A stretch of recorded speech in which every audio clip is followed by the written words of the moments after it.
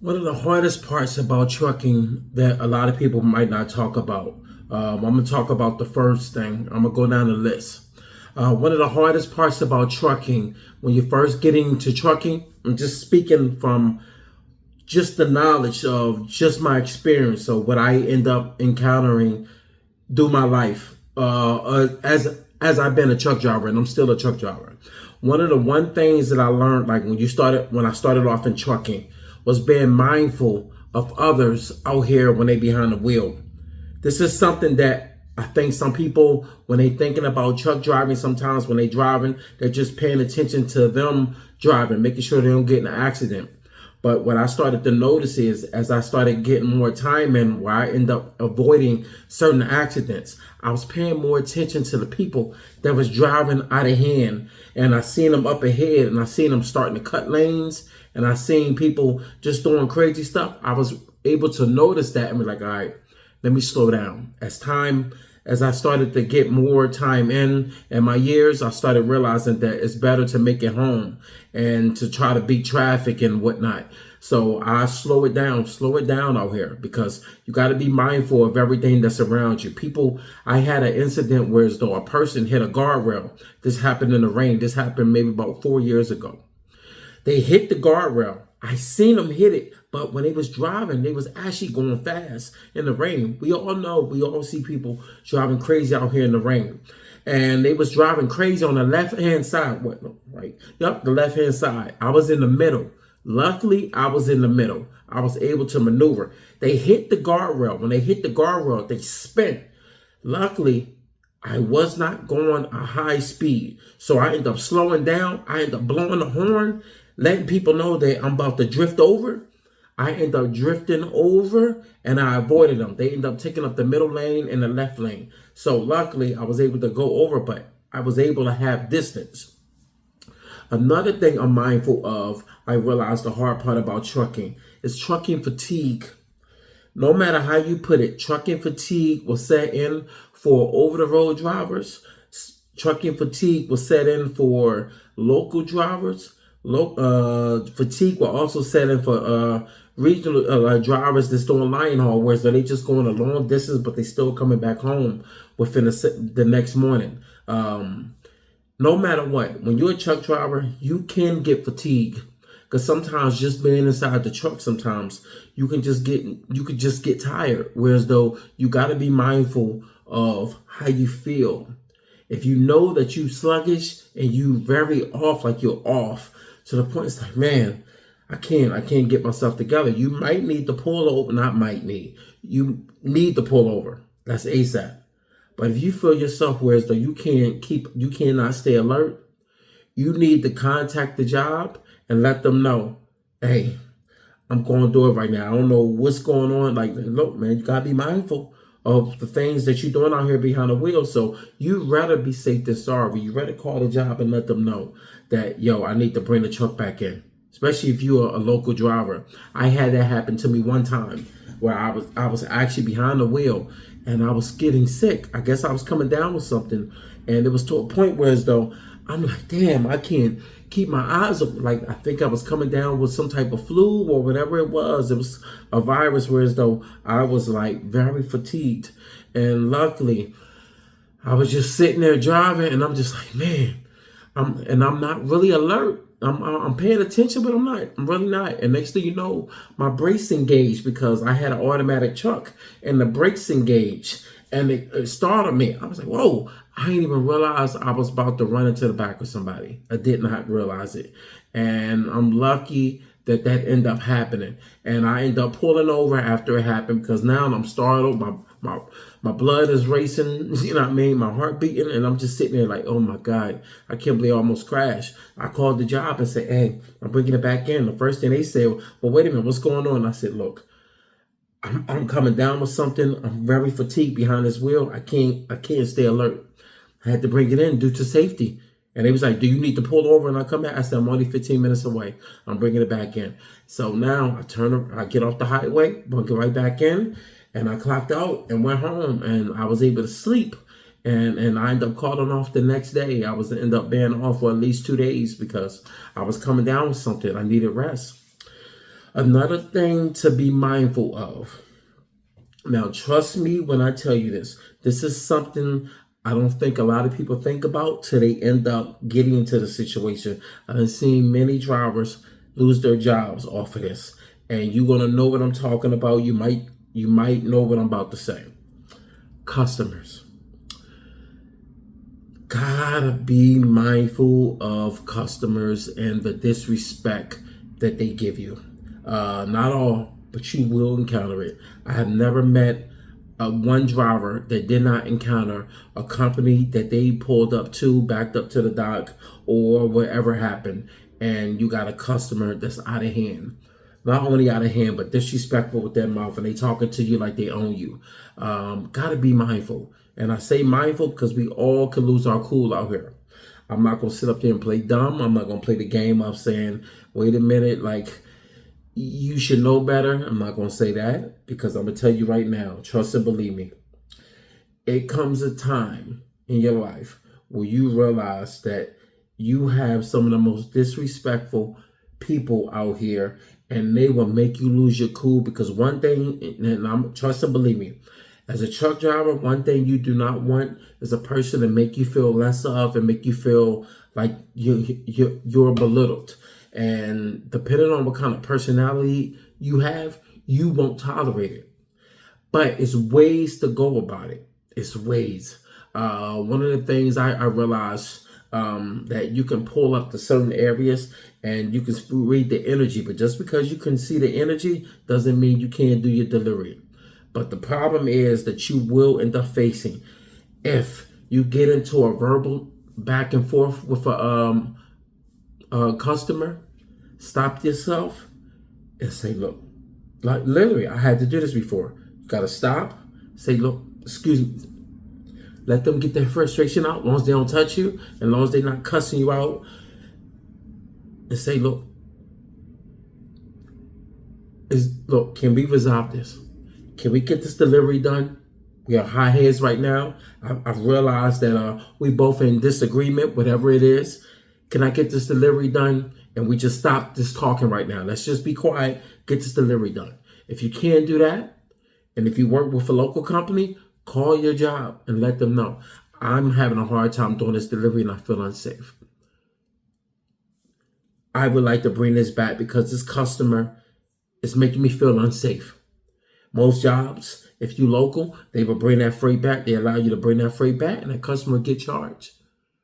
Or it would be whereas though the customer probably end up checking herself and realize, oh, wait a minute, it's about to cost me money. It happens. It happens to the best of companies, big companies too. I'm not gonna say names, but I had situations with very big companies where I had to call the job. I had to call the building that I was in, call the front desk and tell them I need a manager back here on the dock. It happens.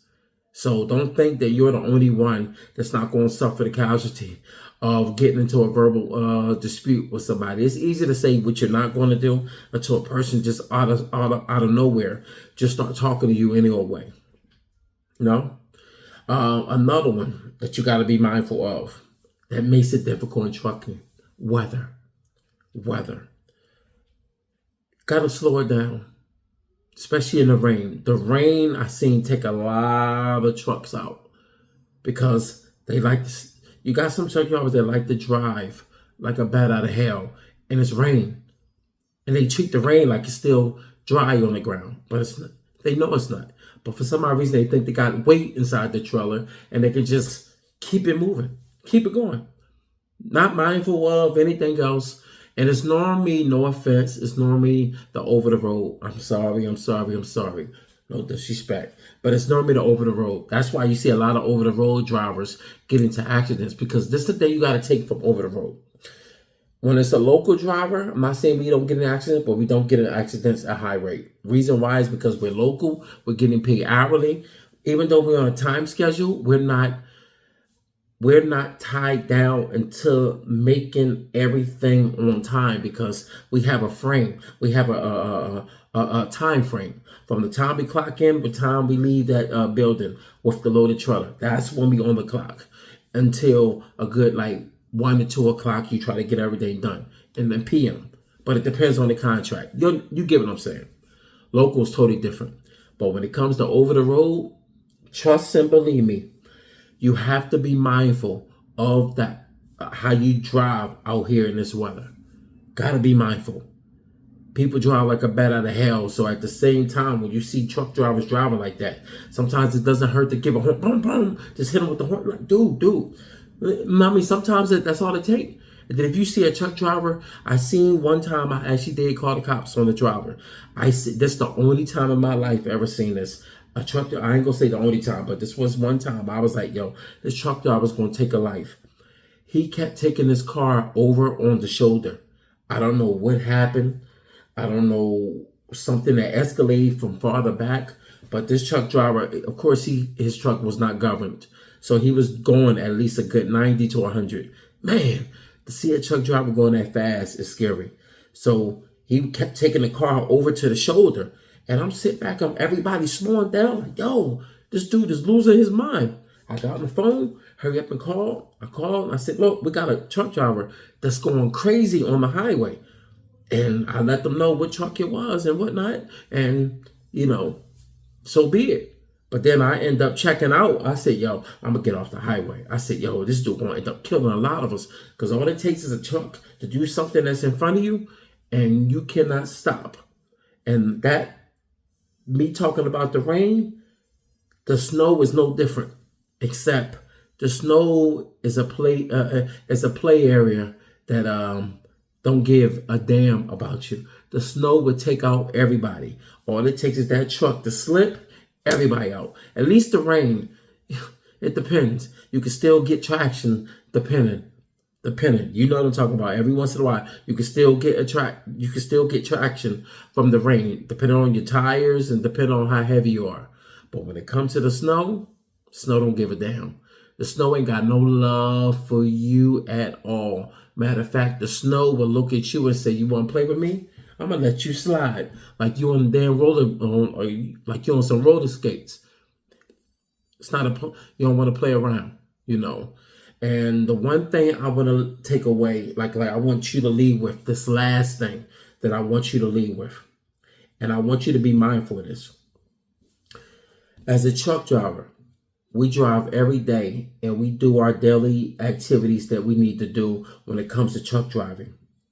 But one of the most difficult things that a lot of truck drivers seem to forget, before I end it, this is what I want to end it with: safety when it comes to our surroundings.